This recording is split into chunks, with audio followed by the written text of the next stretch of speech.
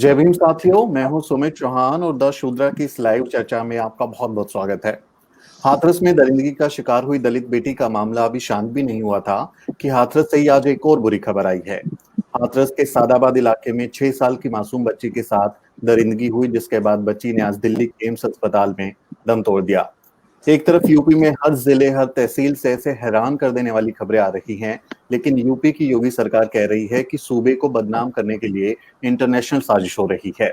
कुछ लोगों की आज गिरफ्तारी भी हुई है। इन्हीं सब जरूरी सवालों पर हम चर्चा करेंगे। हमारे साथ हैं दिल्ली यूनिवर्सिटी की असिस्टेंट प्रोफेसर सुजाता। सुजाता एक शिक्षिका हैं, 2x1 जैसी मशहूर किताबों की लेखिका हैं और महिला अधिकारों पर लगातार मुखर रहती हैं। इनके अलावा हमारे साथ हैं कंवलप्रीत कौर, जो कि ऑल इंडिया स्टूडेंट्स एसोसिएशन की दिल्ली स्टेट प्रेसिडेंट हैं। और कंवलप्रीत न सिर्फ छात्र हितों से जुड़े मसलों पर बोलती हैं, बल्कि महिलाओं और नागरिक अधिकारों पर भी आप दिल्ली एनसीआर में उन्हें संघर्ष करते हुए देख सकते हैं। तो आप सबका, दोनों का बहुत बहुत स्वागत है हमारी इस लाइव चर्चा में। इसके अलावा हमारे साथ मीना कोतवाल हैं, जो हमारे सीनियर सब एडिटर हैं। हम सब मिलकर इस चर्चा को आगे बढ़ाएंगे। तो मेरा पहला सवाल सुजाता जी आपसे है कि हाथरस कांड को जो है साजिश बताओ और छुटकारा पाओ, बेटियों के इंसाफ की आवाज उठाना साजिश करना हो गया क्या? सुमित जी, मैं ये पहले भी कई बार कहती रही हूँ ये बात कि अपने समाज की, राष्ट्र की संरचना बेहद पितृसत्तात्मक संरचना है और हर रूढ़िवादी पितृसत्तात्मक संरचना में ये होगा, ऐसे स्ट्रक्चर में यही होगा कि जब औरत समस्या बताएगी तो उसको अपने आप में एक समस्या खड़ा करना बता दिया जाएगा, उस समस्या की तरफ ध्यान नहीं दिया जाएगा। तो ये तो बहुत पुराने रूढ़िवादी तरीके रहे हैं कि रेप को, बलात्कार को लड़की की बदनामी के साथ जोड़ा जाता है, उसको उसके परिवार की बदनामी के साथ, उसको उसके कम्युनिटी की बदनामी के साथ जोड़ा जाता है। और इतना वक्त हो गया, हम अब तक ये नहीं समझ पाए हैं कि ये दरअसल एक नेशनल क्राइसिस जैसी स्थिति बन गई है कि रोज बरोज बलात्कार की इस तरह की घटनाएं, आज भी एक घटना हाथरस में ही 8 साल की बच्ची के साथ गैंगरेप की हुई है, लगातार हो रही हैं। जब ये हाथरस की घटना हुई थी, जिसके बारे में हम आज बातचीत कर रहे हैं, उसके बाद भी बलरामपुर की भदौनी से न जाने कितनी सारी घटनाएं हैं हम जो रोज सुन रहे हैं।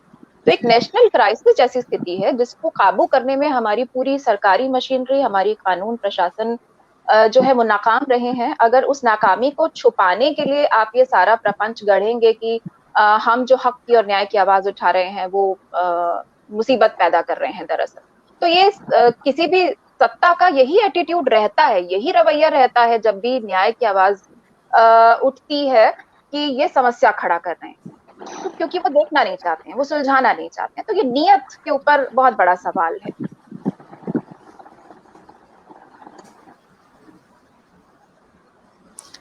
सुमित आवाज नहीं है, सुमित आपकी आवाज नहीं है।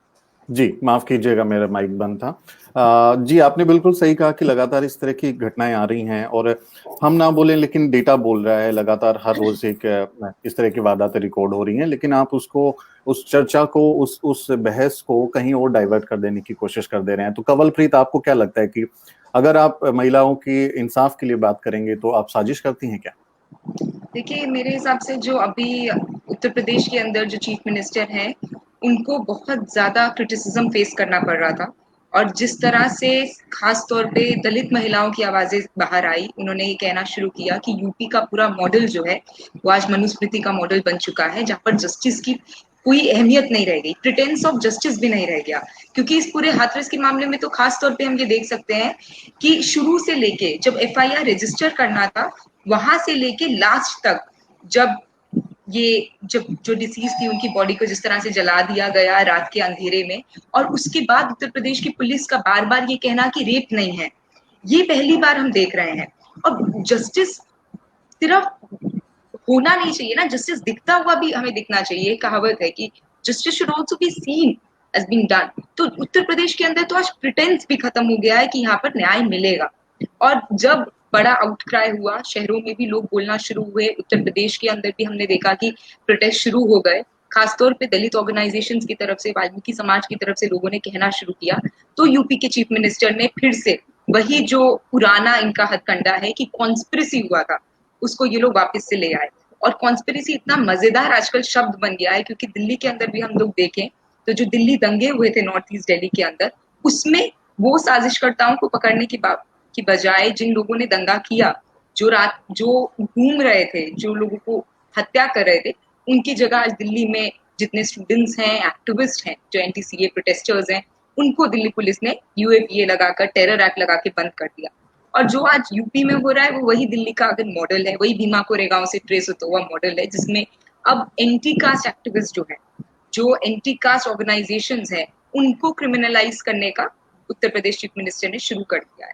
और ये साफ दिखा दिया है कि वो वहां पर दलितों की लाइफ तो की वैल्यू नहीं है, वो वहां पर खड़े हैं अपर कास्ट ठाकुरों को प्रोटेक्ट करने के लिए। ये साफ दिख रहा है कि जिस तरह से कॉन्स्पिरेसी का पूरा नाम दिया और जिन लोगों की अब अरेस्टिंग शुरू हुई, तो फिर से वो इसमें अपना इस्लामी जिहादी नक्सल कॉन्स्पिरेसी उसको बना रहे हैं। तो आज जो भी एक जेन्युइन ऑर्गेनिक वॉइस ऑफ डाइसेंट इस देश में उभर के सामने आता है, जो भी इनको क्रिटिसाइज करता है, चाहे वो किसान हो या दलित हो या महिलाएं हो, उनको ये तुरंत एक कॉन्स्पिरेटर बना देते हैं।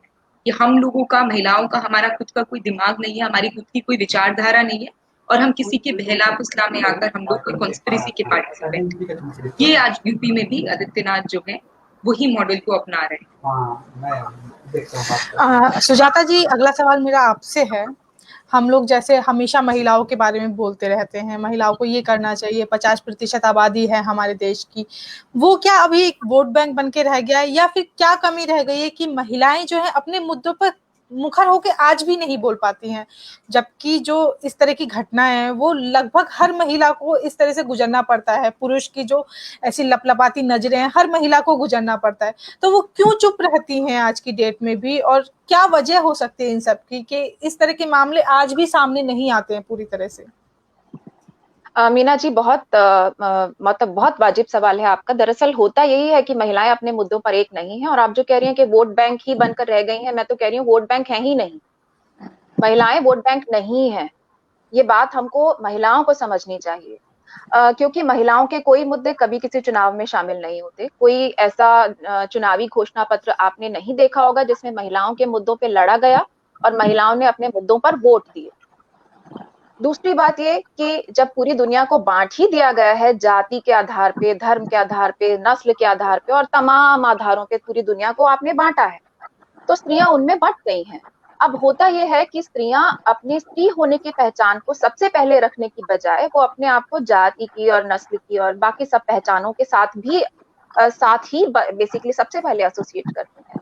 तो आपने दुनिया को बांटा और औरतें उस हिसाब से बंट गई। मजेदार ये है कि जेंडर के आधार पे कभी कोई एकीकरण नहीं हुआ, लेकिन पितृसत्तात्मक आधारों पे एकीकरण होता है। इसीलिए ये होता है कि आप जाति के आधार पे तो फिर भी लोगों को एक कर लोगे, आप नस्ल के आधार पर लोगों को एक कर लोगे, जेंडर के आधार पर एक करना बहुत मुश्किल है। इसलिए क्योंकि आपने पहले से ही उनको तरह तरह के विभेदों में बांटा हुआ है। तो औरतें अपने मुद्दों को, अभी जो केवल स्त्रियों के मुद्दे हैं, सुरक्षा का जो मुद्दा है, उनके विकास का जो मुद्दा है, वो सब शामिल न करके केवल जातीय और बाकी सारे मुद्दों को शामिल करके ही सरकारों को लगता है कि हम जीत लेंगे।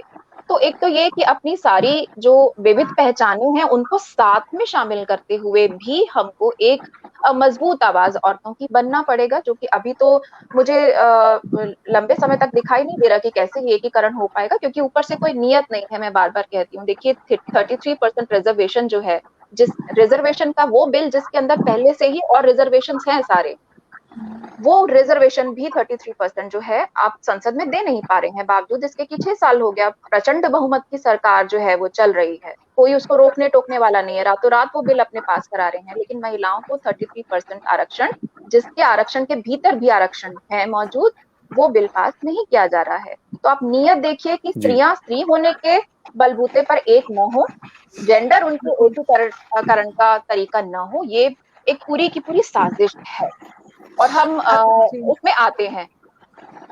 जी, अगला सवाल भी मेरा आप ही से है। एक आप अध्यापिका हैं, टीचर हैं, कई स्टूडेंट्स को पढ़ाती हैं। तो जो महिला की सुरक्षा का जो मुद्दा है, वो ना गरीबी में देखा जाता, ना अमीरी में देखा जाता, ना वो जात का, वो हर तरह की महिला के साथ है, क्योंकि महिला अपने आप में एक जो वर्ग है उसको इस प्रॉब्लम से को फेस करना ही पड़ता है। तो आप एक टीचर हैं, हमें ऐसा क्या करना चाहिए, या टीचर या स्कूल से ही हमें क्या शुरुआत करनी चाहिए कि महिलाएं जो इस तरह से मुखर होके बोलें, और अपने जो अधिकार हैं उनके लिए लड़ें। जैसे सरकार हमेशा लैंग्वेज को लेके बोलती है कि हिंदी लैंग्वेज हमें कॉमन करनी चाहिए या इस तरह की लैंग्वेज हमें कॉमन करनी चाहिए या ये कोर्स कॉमन करना चाहिए। महिलाओं के लिए हम ऐसा क्या कॉमन कर सकते हैं कि वो बचपन से ही उनकी इस तरह से परवरिश हो कि वो मुखर होके बोले, इस तरह के जो मुद्दे हैं वो सामने रखें। फिर वो एक समाज का जो डर है कि उनके साथ अगर कुछ गलत हो रहा है तो उनमें उनकी गलती नहीं है, बल्कि उन लोगों की गलती जो इस तरह की सोच रखते हैं। तो क्या करना चाहिए हमें इसमें?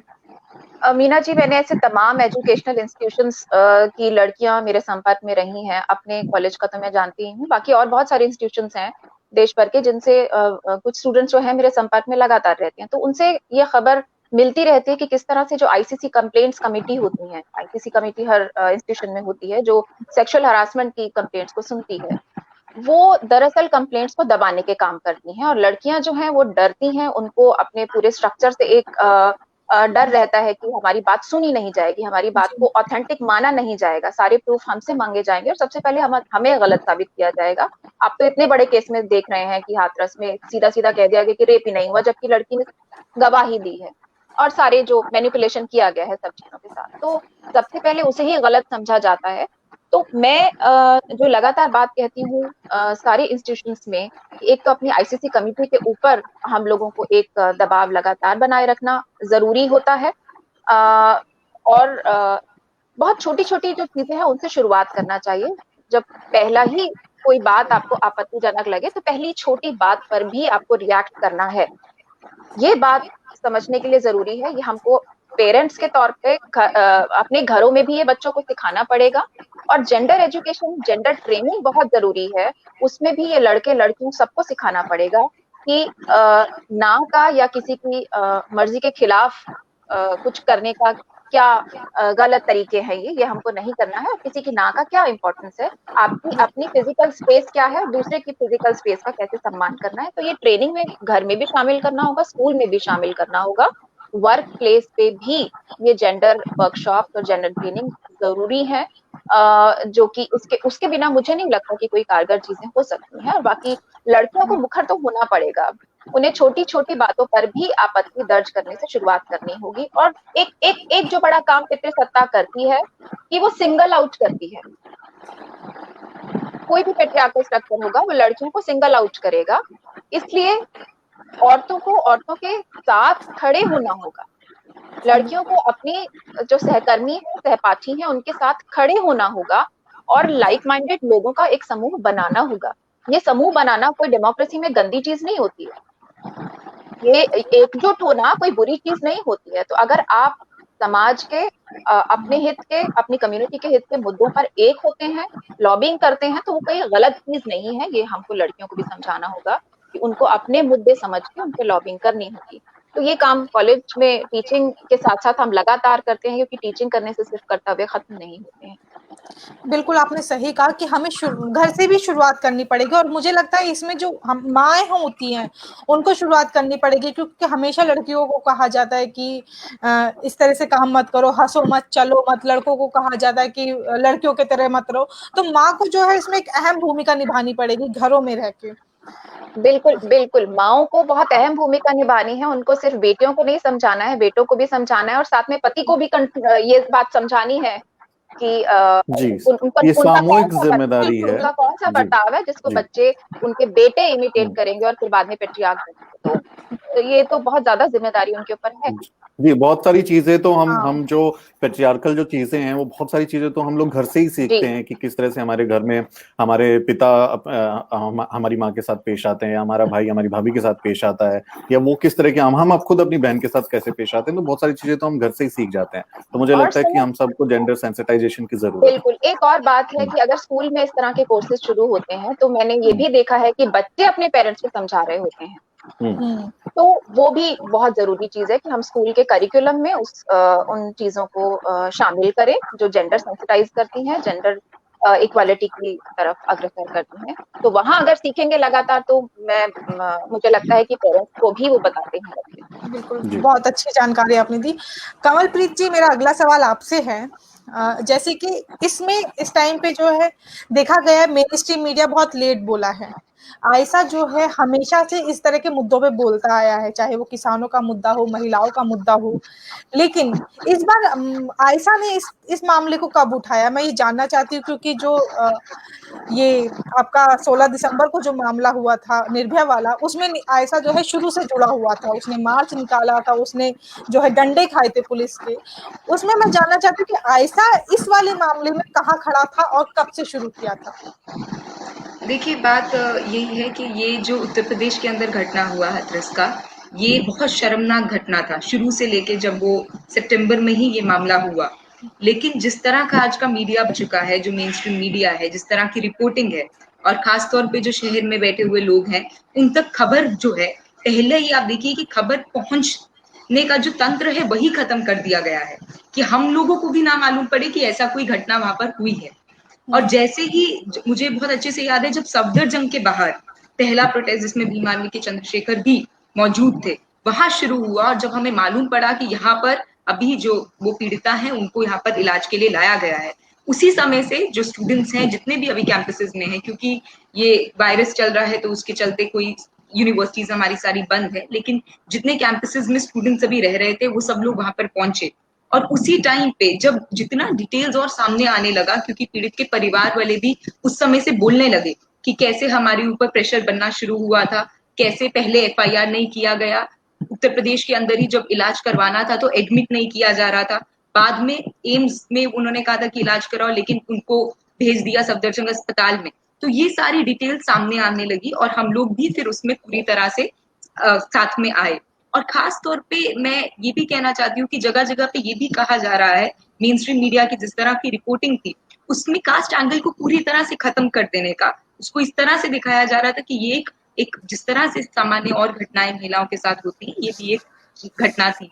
लेकिन हाथरस के केस में जो एक सबसे इम्पोर्टेंट बात है वो यही है कि इसमें पीड़िता के ऊपर शोषण हुआ क्योंकि वो दलित समाज से थी।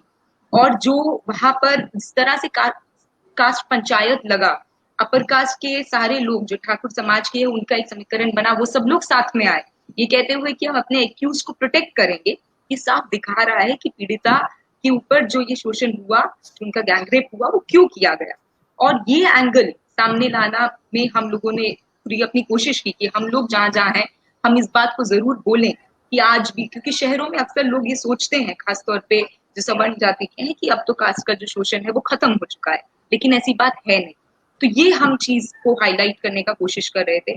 और अब जिस तरह से उत्तर प्रदेश में चीफ मिनिस्टर ने कहा कि इसके ऊपर एक इंटरनेशनल कॉन्स्पिरेसी हुआ था उत्तर प्रदेश में मेरे डेवलपमेंट को रोकने के लिए या उत्तर प्रदेश को बदनाम करने के लिए, वो भी ये दिखाता है कि वो कितना ज्यादा डर चुके हैं।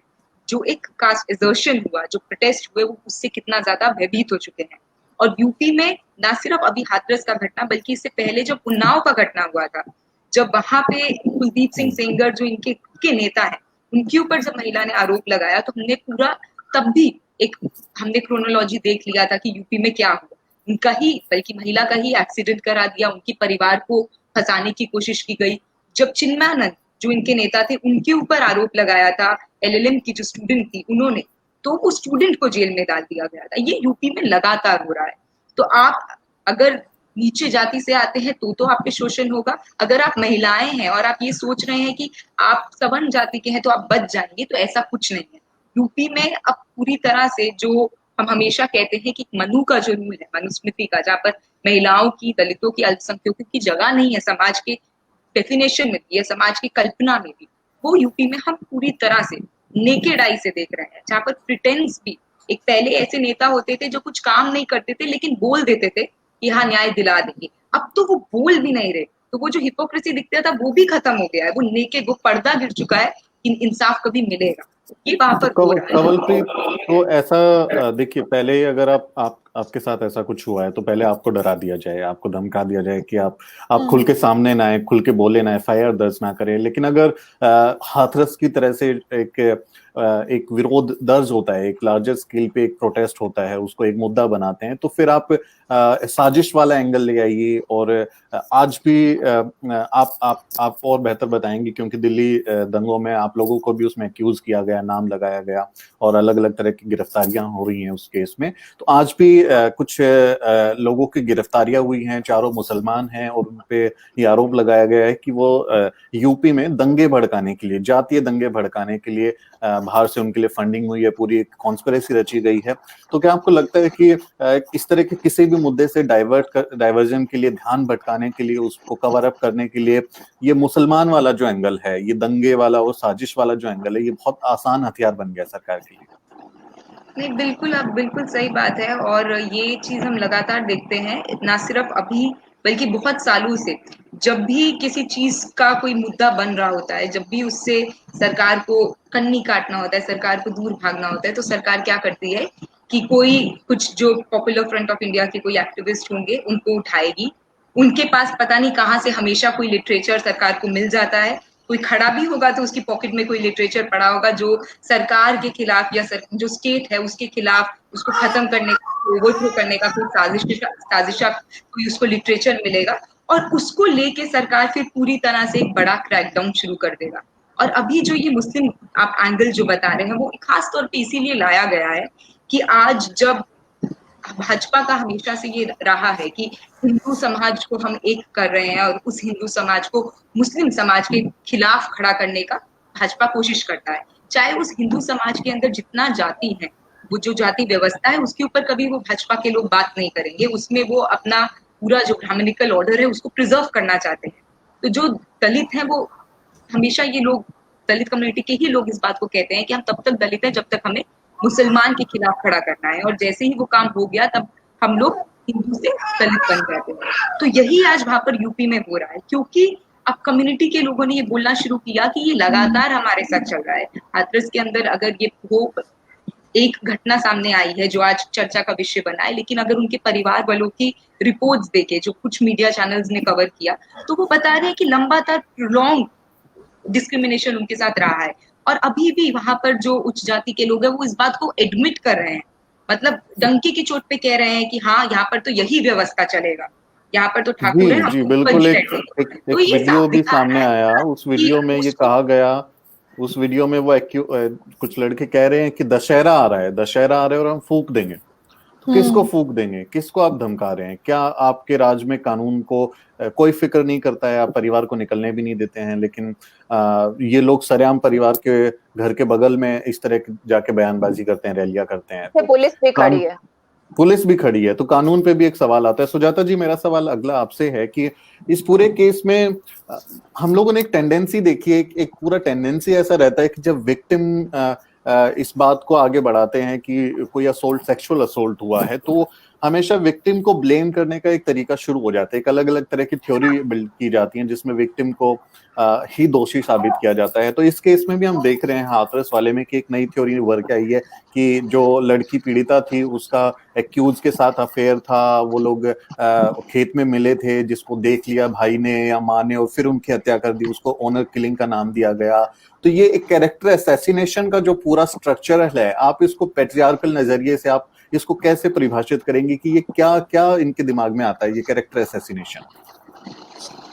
नहीं, ये पेट्रियार्कल तरीका तो है ही। सबसे पहले तो कैरेक्टर असैसिनेशन, चरित्र पे हमला करना तो मतलब पहला और बहुत जरूरी चीज है पितृसत्ता जो करती है स्त्रियों के साथ जब भी वो बोलती हैं। मैंने आपको शुरू में भी बताया था कि पितृसत्तात्मक संरचनाओं में ये होगा कि जब भी लड़की कहेगी ये समस्या है, तो उसको खुद को ही समस्या बता दिया जाएगा कि ये समस्या पैदा कर रही है, ये प्रॉब्लम पैदा कर रही है, ये हमारे सामने ये एक मुश्किल खड़ी कर रही है, जबकि सब ठीक चल रहा है।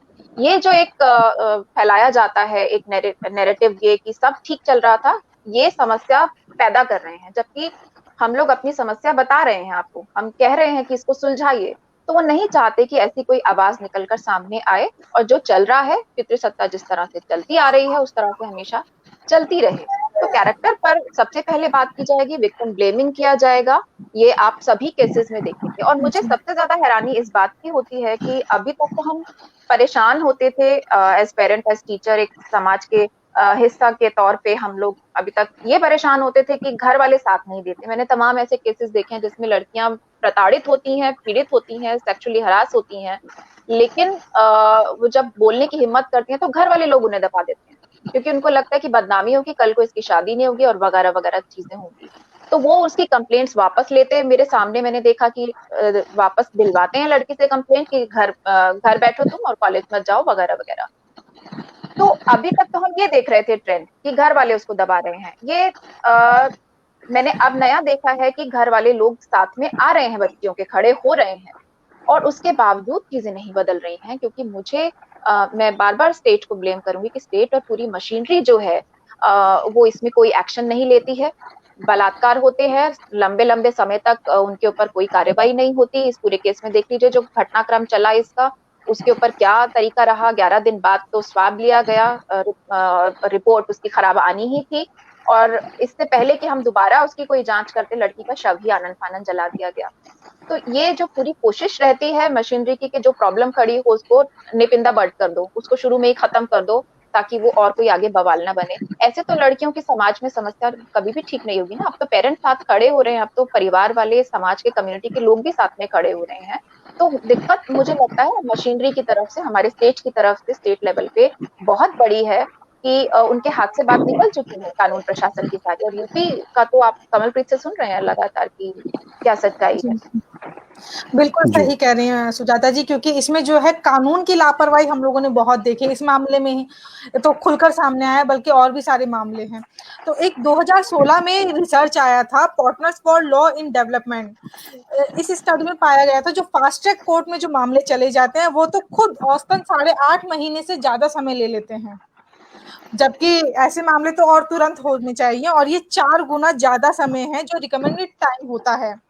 तो क्या करना चाहिए? जैसे अब हाथरस वाला मामला ही देख लीजिए, एसआईटी को दे दे 1 हफ्ते का टाइम दिया गया, तो ये 1 हफ्ते में मामला क्या जल्दी सुलझ सकता है या ज्यादा समय होना चाहिए, या फिर जो टाइम ले रहे हैं फास्ट ट्रैक टाइम ये जरूरत से ज्यादा है, तो क्या होना चाहिए इसमें फिर?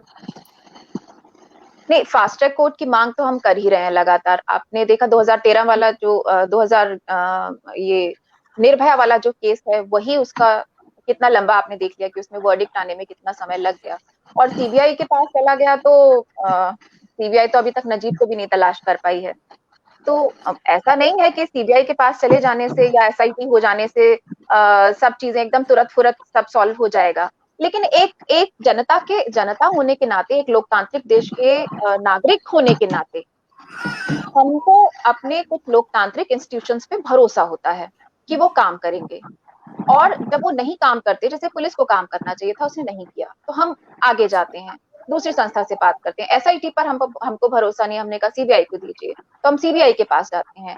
तो हम लोगों को हम दरअसल दिक्कत यही हुई है कि नागरिक के तौर पे हमको इन संस्थाओं से धीरे धीरे भरोसा उठता चला जा रहा है। और ये मुझे लगता है ये भी एक साजिशन ही किया जा रहा है कि बिल्कुल सीबीआई का तो हम देख ही रहे हैं कि क्या हालत हो गई है यहाँ पर। बिल्कुल, एक तरह से दिमाग में कहीं अवचेतन में आपके ये बैठाया जा रहा है कि देखो होगा तो वही जो हम चाहेंगे। बिल्कुल। तो अब ये हमारी जिसे कहते हैं ना जनता की लड़ाई हो गई है।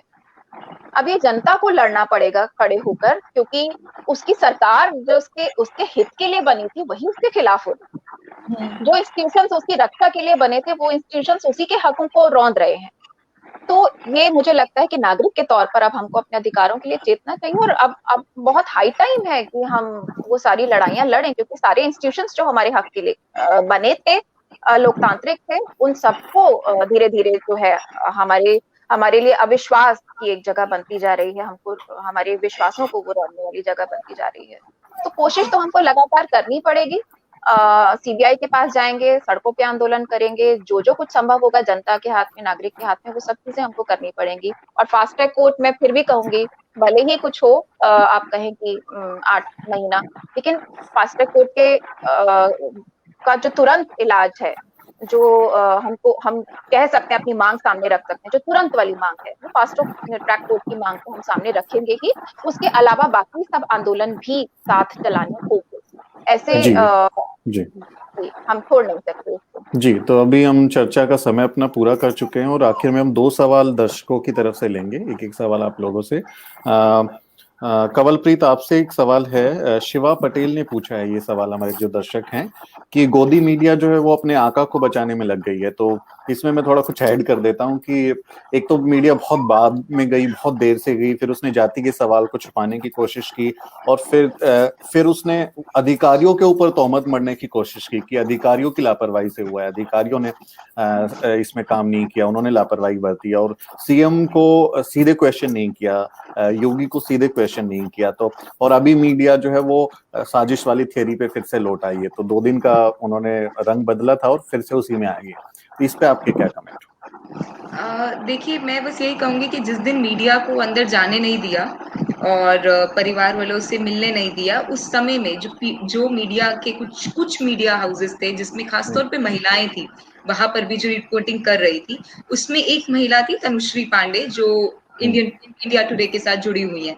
उन्होंने पहला एक वीडियो सामने लाया था, जिसमें उन्होंने दिखाया था कि कैसे जो पीड़िता है उसको रात में चोरी छुपे, जब उसके परिवार वाले मिन्नत कर रहे हैं, तब भी पुलिस वहां पर बोल रही है कि जलाओ बॉडी को। ये वहां पर उस वीडियो को सामने लाई। और उसके बाद हमने देखा कि टीवी डिबेट पे अमित मालवीय, जो भाजपा के आईटी सेल के चीफ हैं, वो कहते हैं, वो उनका जो मीडिया कर्मी है तनुश्री, उनके फोन का पूरा स्नूपिंग, मतलब फोन को पूरा टैप कर रहे हैं, और उसके बाद इस बात को कह रहे हैं कि हमने देखा है कि आप तो वहां पर भड़का रही थी, या आपने पीड़िता के भाई से बात की थी। तो ये यहाँ तक पहुंच चुका है कि मीडिया कर्मी भी जो सच रिपोर्ट कर रहा है वो भी सेफ नहीं है, चाहे वो भले ही किसी मेन स्ट्रीम मीडिया हाउस के साथ जुड़ा हो।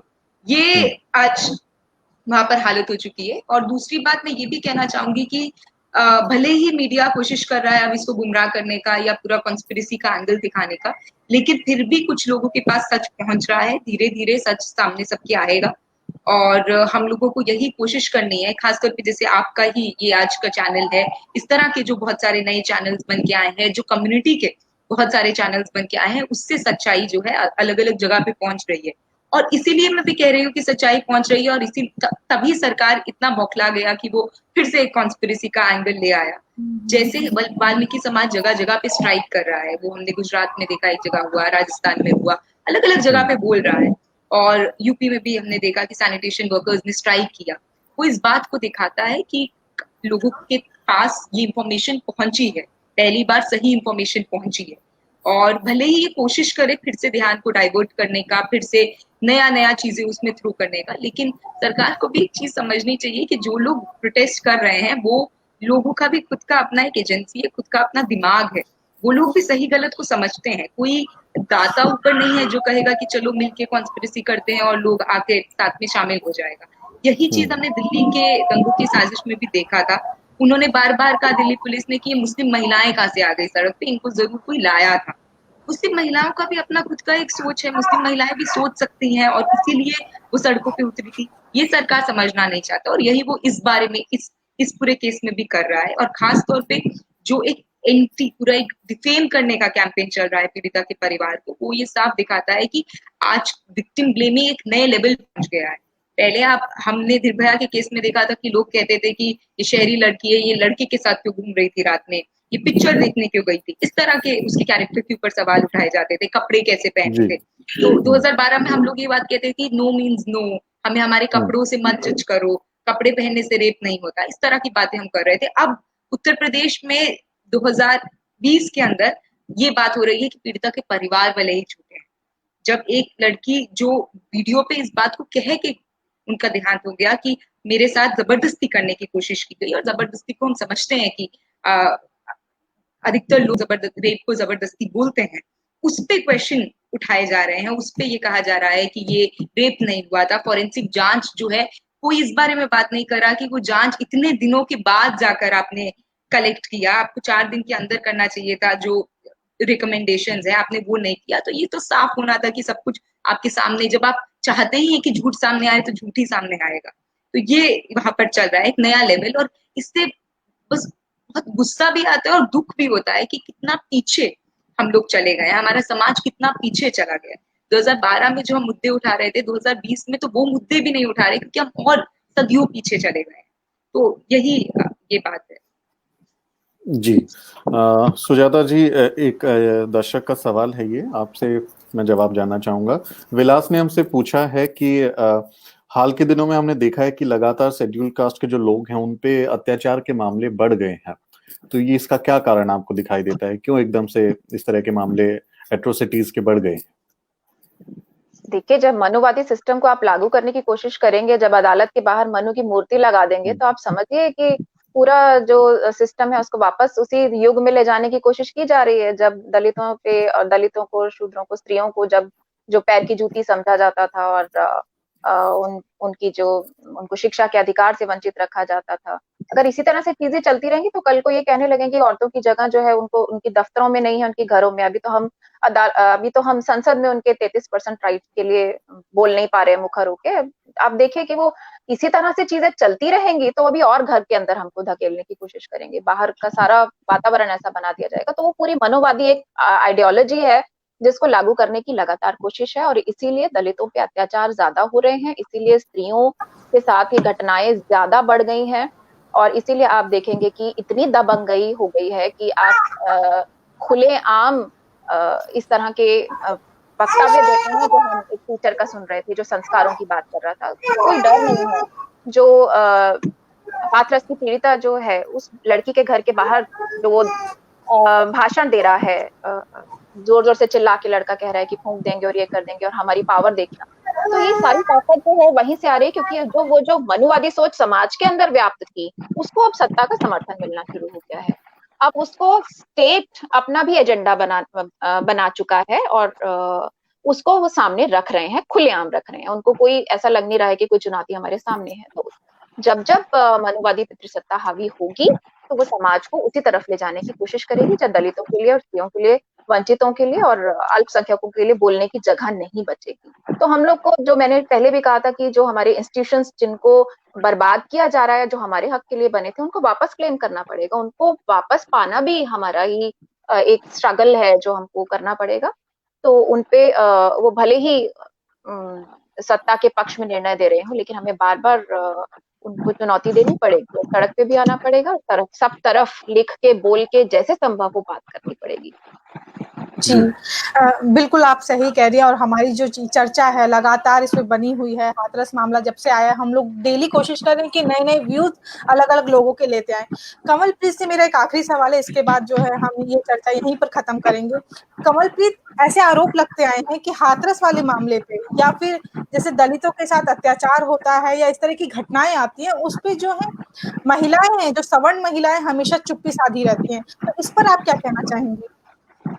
नहीं, देखिए, मैं इस बात को तो कहती ही हूँ कि सवर्ण महिलाएं भी अभी शायद इस बात को समझ नहीं पा रही कि ये जो पूरा तंत्र है उसमें आज भले ही किसी दलित महिला के ऊपर उनके साथ ये हुआ है, ये बिल्कुल ऐसा नहीं है कि वो इस पूरे तंत्र में सुरक्षित रहेंगी। उनके ऊपर भी उनकी भी बारी आएगी, ये बात उनको समझने की जरूरत है। क्योंकि ये जो पूरा आरएसएस का मॉडल है, वो मॉडल में सब लोगों की एक कैटेगरी बनी पड़ी है। दलितों की एक कैटेगरी है, जो नीचे जाति के लोग हैं उनकी एक कैटेगरी है, महिलाओं की एक कैटेगरी है, अब साथ में आपके जो अल्पसंख्यक है उनकी अपनी कैटेगरी है। तो इससे ज्यादा आप नहीं बोल सकते क्योंकि ये एक्सेप्टेबल नहीं होगा। तो ये आज उन लोगों को भी समझना पड़ेगा क्योंकि जो घटना उन्नाव में हुई या आप देखिए कि कठुआ में हुआ, ये नया एक सीरीज शुरू हो गया है कि पैरेलली एक नया खाप खड़ा होता है, पैरेलल कोर्ट खड़ा होता है जो रेपिस्ट के एक्यूज जो हैं उनके पक्ष में रैलीज निकालता है, उनके पक्ष में माहौल बनाता है। और आज जो ये हाथरस का खासतौर पे मामला है, वो जो पक्ष बनाने वाला जगह है, जो पक्ष बनाने वाले लोग हैं, वो मीडिया में भी पहुंच चुके हैं। तो मेन स्ट्रीम मीडिया भी अब जो रेप एक्यूज है उनके लिए पक्ष में उनकी गवाही कर रहा है। तो कल को यही चीजें जब हम लोगों के साथ, बाकी लोगों के साथ होने लगेंगी तो बोलने वाला कोई बचेगा नहीं, क्योंकि सारी इंस्टीट्यूशंस जो है कोलैप्स हो चुके हैं। सारी इंस्टीट्यूशंस के अंदर दीमक लग चुकी है, वो धीरे धीरे रोटन हो रहे हैं। तो जब कोर्ट के बाहर ही मनु का स्टैच्यू लग चुका है, जब कोर्ट में ही इस तरह से जजमेंट आने लगी है कि 28 साल के बाद भी बाबरी मस्जिद को किसी ने नहीं गिराया था, या कोर्ट में हाई कोर्ट के एक जज ये बात को बोल देते हैं कि किसी महिला ने अगर फीबल तरीके से कम आवाज में नो बोला है तो वो नो नहीं होता, वो यस ही होता है।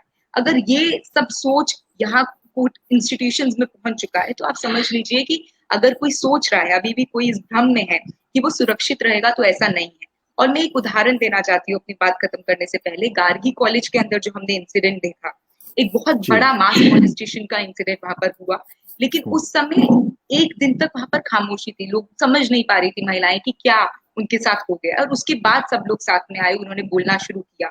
तो ये रुकेगा नहीं, ये तो चलेगा, क्योंकि ये बात साफ है कि जब एक महिला भी इक्वल अधिकार मांगेगी, एक दलित महिला, एक मुस्लिम महिला इक्वल अधिकार मांगेगी, तो ये पूरा जो जिस तरह का हमारा सिस्टम है, वो जिस इनइक्वालिटी के ऊपर बना है, वो पूरा इनइक्वालिटी को कोलैप्स होना पड़ेगा, पूरा इनइक्वालिटी को वो चैलेंज करेगी।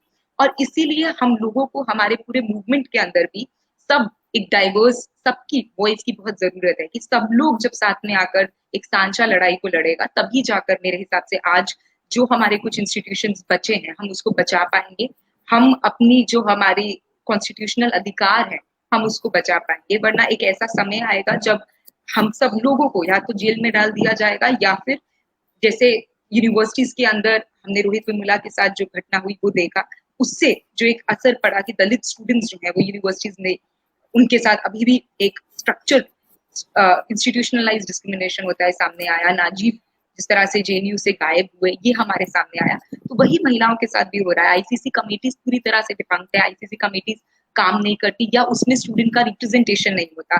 उसमें अगर कोई एडमिनिस्ट्रेटिव बंदे पे कोई आरोप लगा रहा है, तो वहां पर उस पूरी कमेटी में कोई स्टूडेंट होगा ही नहीं, तो आपको मालूम ही नहीं पड़ेगा कि कमेटी ने क्या फैसला लिया। तो ये सब चीजें हैं, स्ट्रक्चरली हमें उस चीज को बदलना है, क्योंकि स्ट्रक्चर्ड वायलेंस है, ये समझने की जरूरत है। और ऐसा नहीं है कि हमारा नंबर नहीं आएगा, मैं मानती हूँ हम सब लोग लाइन के अंदर हैं, और कब किसके ऊपर निशाना बन जाए किसी को नहीं मालूम। बिल्कुल, आपकी बात से तो मुझे इतना ही समझ में आ रहा है कि हाँ, आवाज आ रही है आपको? हाँ। मुझे आज की बातचीत से इतना समझ में आ रहा है कि अगर औरतें उठी नहीं तो जुल्म बढ़ता जाएगा, क्योंकि हमें अभी जात धर्म ये सारी चीज छोड़नी होंगी, और जितनी भी औरतों के खिलाफ जितने अपराध हो रहे हैं, हमें उसमें महिलाओं से तो इतनी अपेक्षा करनी चाहिए कि वो सामने आए और मुखर होकर बोलें। तो आज की चर्चा में हमारे साथ थी कमलप्रीत कौर और डॉक्टर सुजाता, जिन्होंने काफी सारी चीजें बताई कि हमें क्या करना चाहिए और क्या नहीं, किस तरह से इसको जो है इसका हल निकाला जा सकता है। दाशुद्रा के साथ आप बने रहिए इसी तरह की चर्चा के लिए, और इस तरह के मुद्दों पर बात होती रहेगी। आपका बहुत बहुत शुक्रिया सुजाता जी, कमलप्रीत जी, बहुत बहुत शुक्रिया आप आए हमारे यहाँ पे और अपने अपने जो व्यूज रखे उसके लिए बहुत बहुत शुक्रिया। बने रहिए दाशुद्रा के साथ। शुक्रिया। Thank you.